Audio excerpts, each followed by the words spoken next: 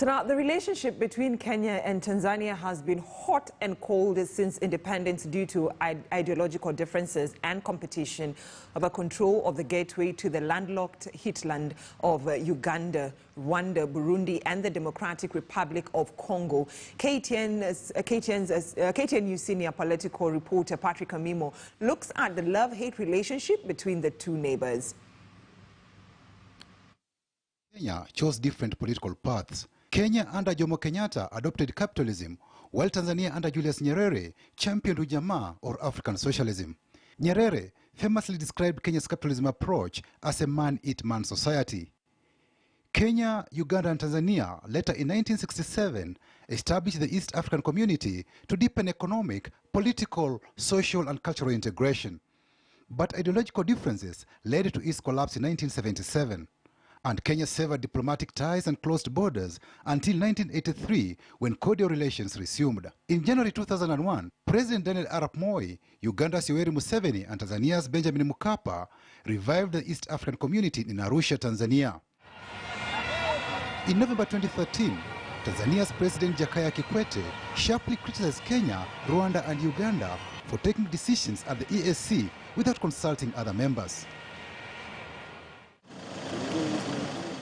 Under the new Jubilee administration in 2013, Kenya, Rwanda and Uganda had agreed on several joint projects such as the standard gauge railway and the construction of a pipeline from Lamu in Kenya to the oil fields in Uganda through the coalition of the willing. Some projects in Kenya and Uganda are stalled due to legal tussles and issues with contractors. Kikwete criticized the coalition of the willing for locking out Tanzania. He also dismissed claims he was being an obstacle to the development of the EAC. Tanzania viewed the coalition of the willing as isolationist. When John Pombe Magufuli took power in 2015 and the coalition of the willing appeared headed for collapse, he quickly signed a deal with China to construct the region's largest port at Bagamoyo. Upon completion, Bagamoyo port will be bigger than Dar es Salaam and Mombasa ports combined. In 2017, Magufuli snubbed the inauguration of President Kenyatta's second term in office and instead sent his Vice President Samia Suluhu Hassan.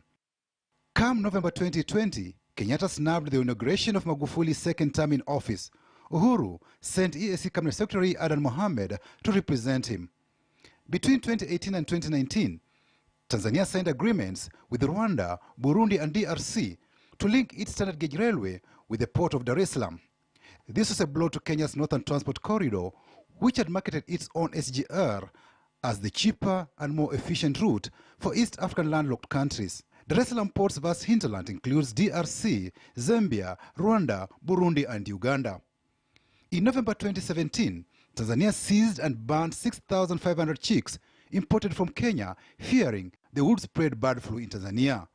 Tanzanian authorities also seized and auctioned off 1,300 Maasai cattle which had strayed in Tanzania.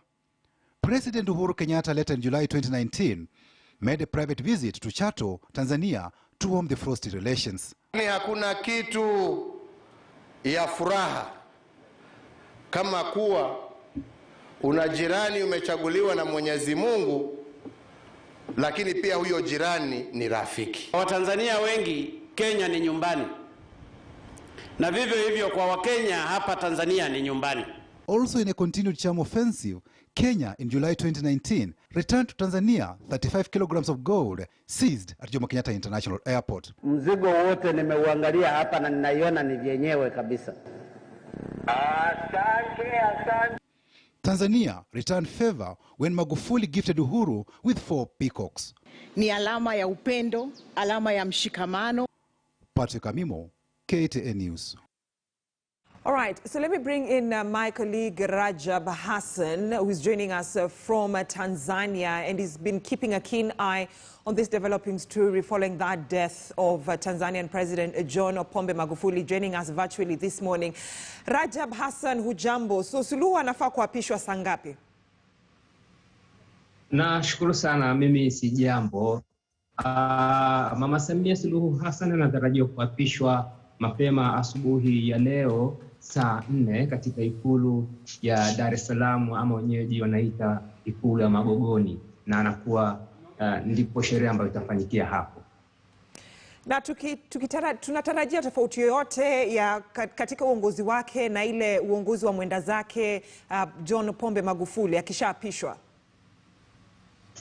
Kiukweli hili ni jambo la kusubiri, lakini natarajiwa kuwepo na mabadiliko kadhaa kutokana na msimamo ambao mama huyu amekuwa akionyesha, ambapo mara zote amekuwa akionyesha kwamba anahitaji maendeleo na anataka wakati mwingine usawa, na vile vile anakuwa na ana ule moyo wa mama. Kwa hiyo tunatarajia kwamba kuna baadhi ya makando kando ama tuseme shida ambazo huenda kama zilikuwepo tuziona tena, lakini hilo ni jambo la kusubiri, japo wengi wana matarajio mema sana kutoka kwa Mama Samia Suluhu Hassan. Na Rajab, akishaapishwa kama rais, tukiangalia katiba ya Tanzania, kuna ile kwa lugha ya Kimombo tunasema deadline yoyote kuhusu uchaguzi wa makamu wa rais? Ni baada tu ya kuapishwa leo hii Mama Samia Suluhu Hassan atafanya mapendekezo ya makamu wake wa rais ambaye ni lazima atatoka katika chama tawala CCM, na jina hilo litapelekwa bungeni mjini Dodoma kwa ajili ya kujadiliwa, na ndipo hapo huyo mtu ambaye ama huyo kiongozi ambaye atakuwa anapendekezwa atakapopata kura zinazostahiki anaweza kuchaguliwa kuwa makamu wa rais ambaye atamsaidia Mama Samia Suluhu Hassan. Na kuna uwezekano kuwa pengine wabunge wa nchi ya Tanzania kukosa kupitisha jina ambalo watapelekewa katika bunge? Hiyo kiukweli ni ngumu sana, kwa sababu bunge ni la kijani na ni kwa mujibu wa katiba ni lazima iwe hivyo, makamu wa rais awe na mtu kumsaidia. Kwa hiyo ni jambo ambalo linatarajiwa kwamba wengi wataafiki kutokana na kwamba asilimia kubwa ya wabunge katika bunge la Jamhuri ya Muungano wa Tanzania ni wanachama kutoka katika chama tawala CCM. Na baada ya kuapishwa kama rais wa Tanzania, Rajab, kuna uwezekano kuona pengine Rais Suluhu akishaapishwa, kwa sababu atakuwa anaitwa sasa Rais Suluhu badala makamu wa rais wa nchi ya Tanzania. Kuna uwezekano kuona kama Suluhu anaweza badilisha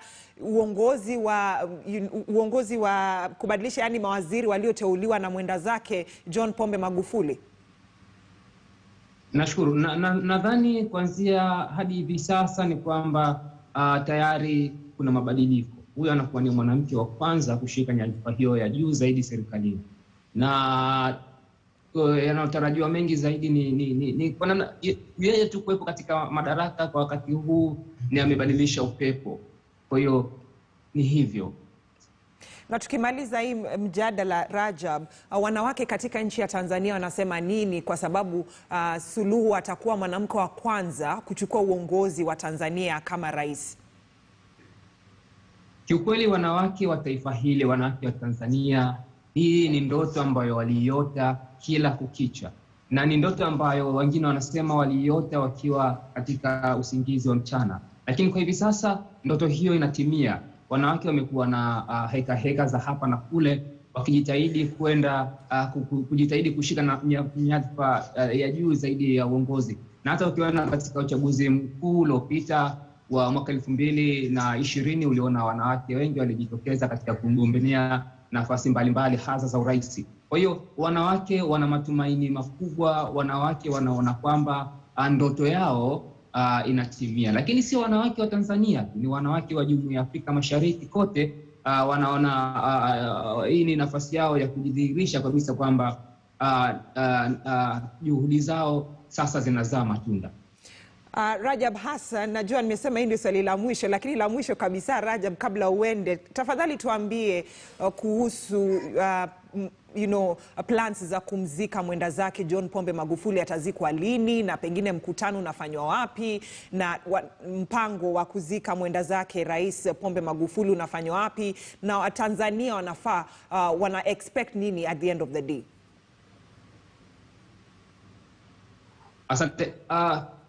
Ratiba itatangazwa pindi ambapo Mama Samia Suluhu Hassan atakuwa rais mteule atakapoapishwa, na ndipo ambapo hotuba yake pia itaeleza ratiba za mazishi. Lakini kwa mujibu wa msemaji mkuu wa serikali ni kwamba mazishi yatafanyika katika hatua kadha wa kadha, na ambapo kwa taarifa ambazo sio rasmi sana ni kwamba Rais Magufuli ataagwa mjini Dar es Salaam, ataagwa Mwanza pamoja na makao makuu ya nchi hii Dodoma, na atazikwa kijijini kwake Chato, na hiyo inatarajiwa inaweza ikawa tarehe 25 ya mwezi huu.